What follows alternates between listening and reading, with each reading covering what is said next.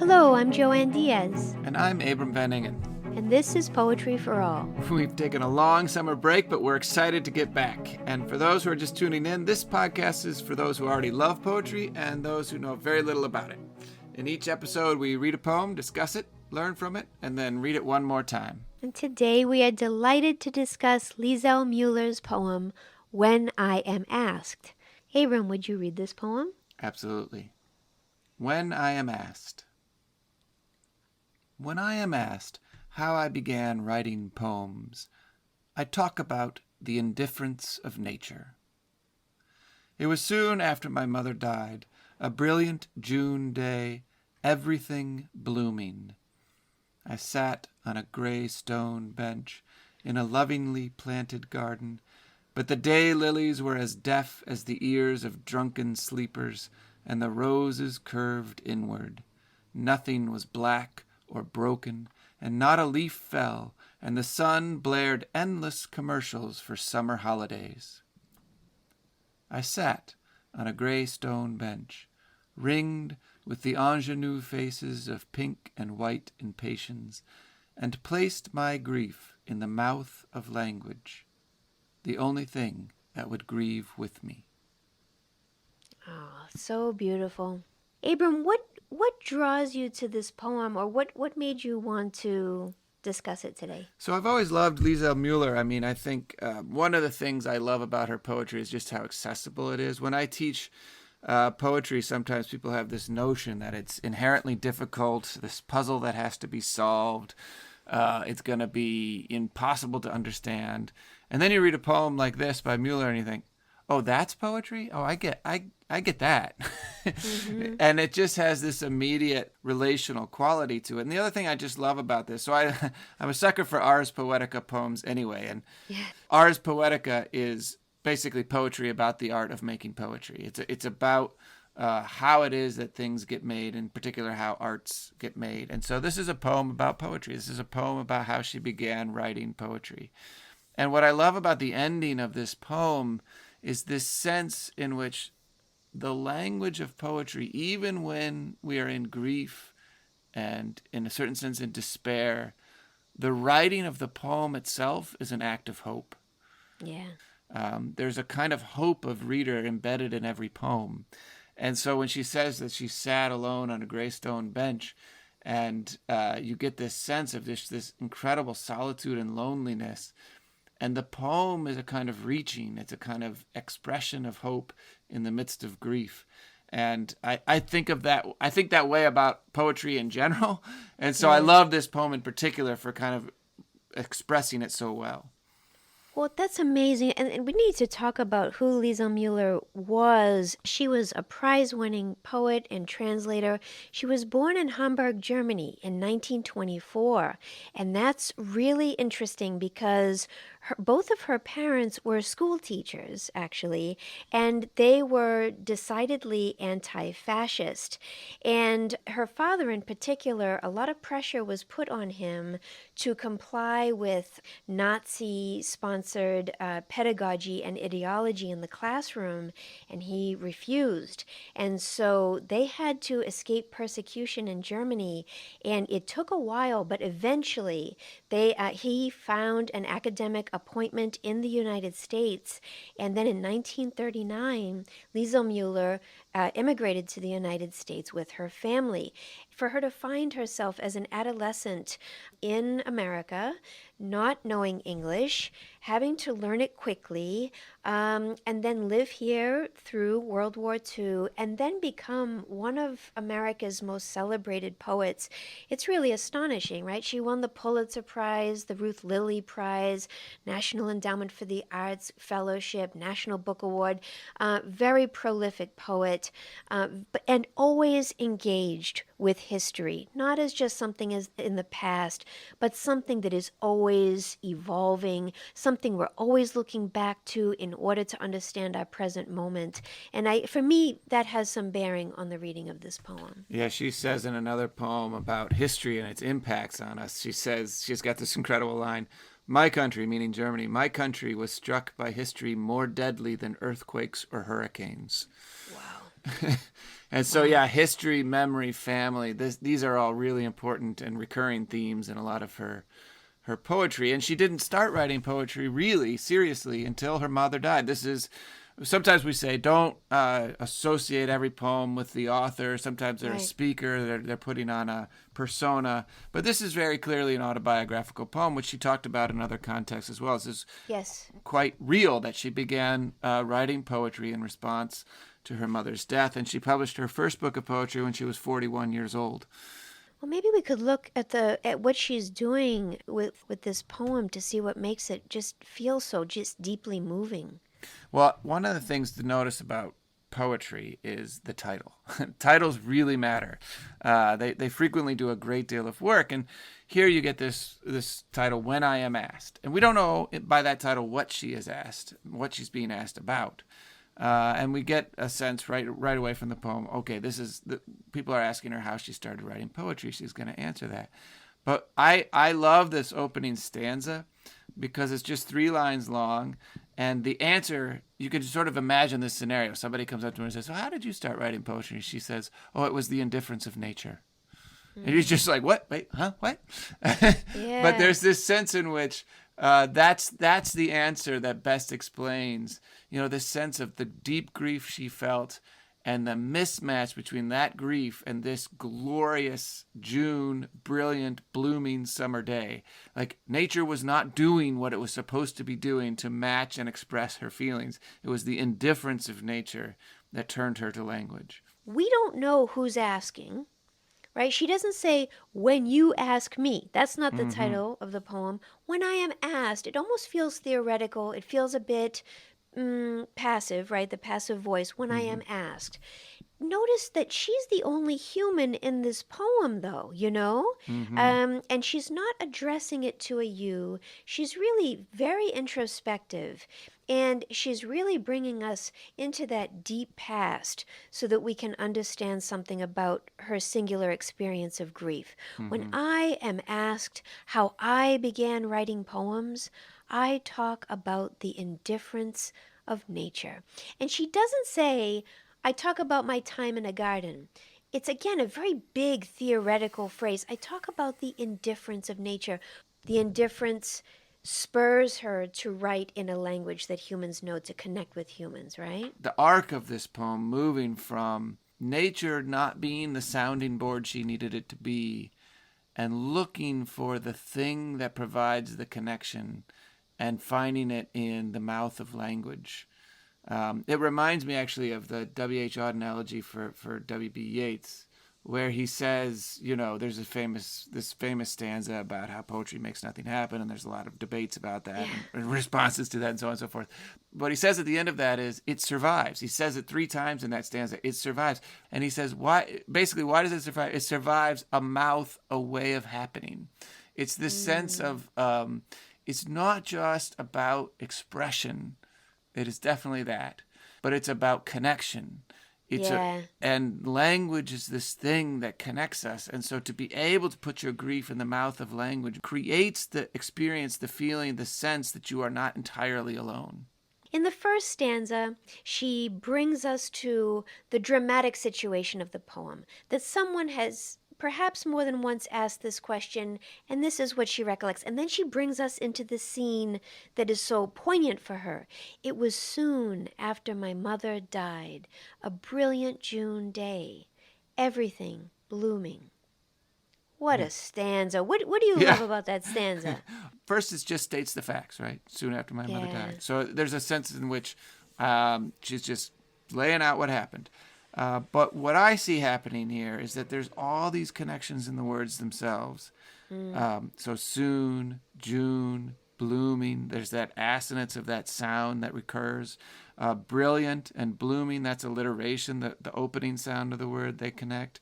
So all of these words are connecting. All of these words have something to hinge to, connect to, except for one word, died. Yeah. It leaves that word out to dry, and it shows the starkness of it, the pain of it, and in a certain sense, again, the disconnection between it and what nature is doing. That's nice. And I'm also hearing the sound itself, the ooh sound. It was soon a brilliant June day, everything blooming.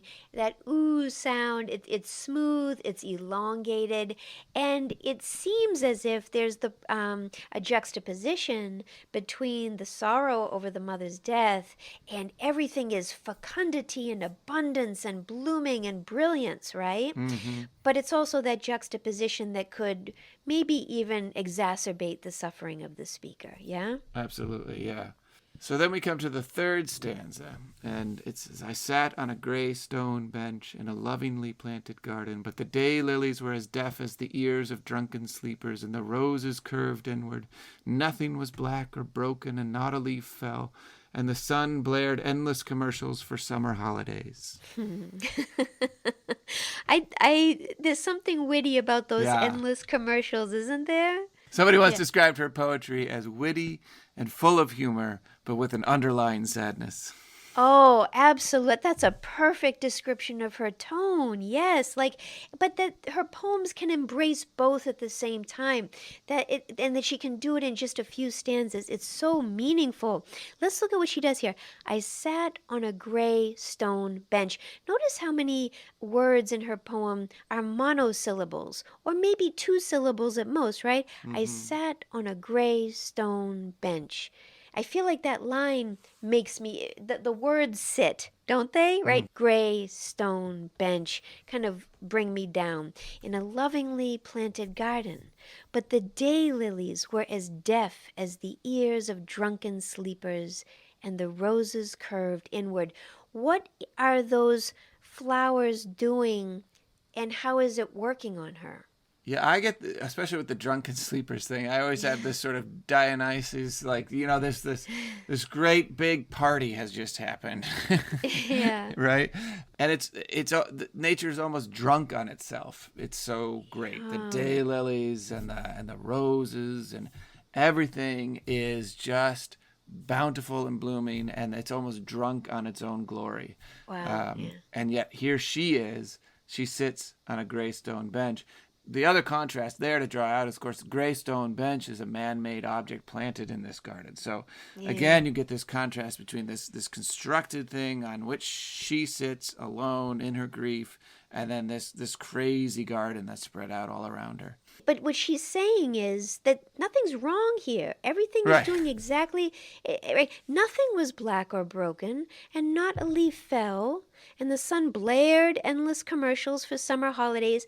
And I guess I chuckled a little when you read that aloud, because to imagine the sun blaring commercials is very funny to me. It Yeah. puts the sun in a capitalist mode. Yeah.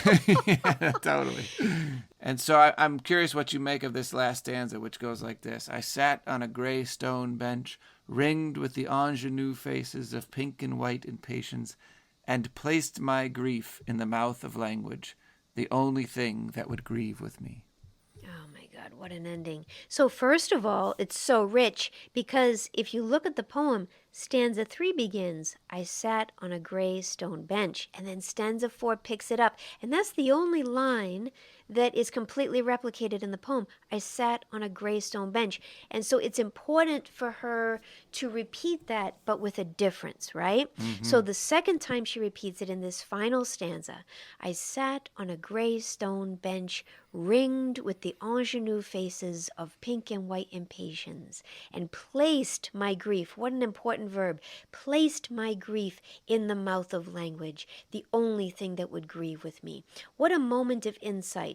There's all kinds of evidence, especially in recent science, that indicates that flowers and plant life, that they communicate with each other, that they lean into and alongside each other to help each other, right? There Mm-hmm. is sentience there, but it's not really for us, right? So our language, our human language, is all that we have that could potentially allow her grief to have some shape, because surely the nature that she's among and with right now isn't absorbing it, right? Those Mm-hmm. roses are curving inward. The ears of the daylilies are deaf. They're not listening. Right. The sun is blaring its endless commercial. So she decides, here I am. At present on this gray stone bench, I'm going to place my grief in the mouth of language. What does Hmm. it mean to you that she's placing it and that it's the mouth of language? What an important metaphor for this poem. Yeah. When I think of the word place, I think of this very careful and deliberate choice. Yeah. And the mouth of language is just such an interesting, it has this sense of like, I found this cave to give me shelter. Yeah. I placed it here. I placed my grief in the mouth of language. And I think of the connections that are built into the mouth of language and the way that this poem ends. And I get the sense of hope, of not being alone, precisely because of where she chooses in the end to place that grief. Yeah. And again, language is so important here. Her choices astonish me. I sat on a gray stone bench ringed with the ingenue faces of pink and white impatience. Now, we talked a lot about indifference. That word ingenue seems important as well. What do you think of that? I think that is a word that in a certain sense clinches this Yeah. poem because so ingenue was it's a couple different meanings, but one of the meanings is it's as a noun it means like a stock character of a naive and innocent young woman who then is she's not prepared for the world, she's taken unawares, and then basically to put it in her sort of language here about the flowers, somebody's trying to pluck her, right, and she's not aware of it. And so she Yeah. falls into experience through being, in a certain sense, tricked because she's too naive to understand the reality of the world. That's what ingenue means. You're, in a sense, too naive. And she's looking at all of these flowers, all of this life, all of this bounty, these commercials for summer holiday. And she's basically saying, I've passed to the other side. In a certain sense, I feel like what she's saying is, I've been there. I saw life that way once too. And it's a little bit naive. There is this experience, and in particular experience of death, that passes you through to the other side. And that's when you become to understand the reality of the world in which we live, which is not just about endless summer holidays. Even as the flowers in this garden do not listen and they curve inward, there's still a source of inspiration for her. You Mm-hmm. know, Mm-hmm. and she's ringed with the ingenue faces. She personifies them, the Mm-hmm. faces of pink and white impatience.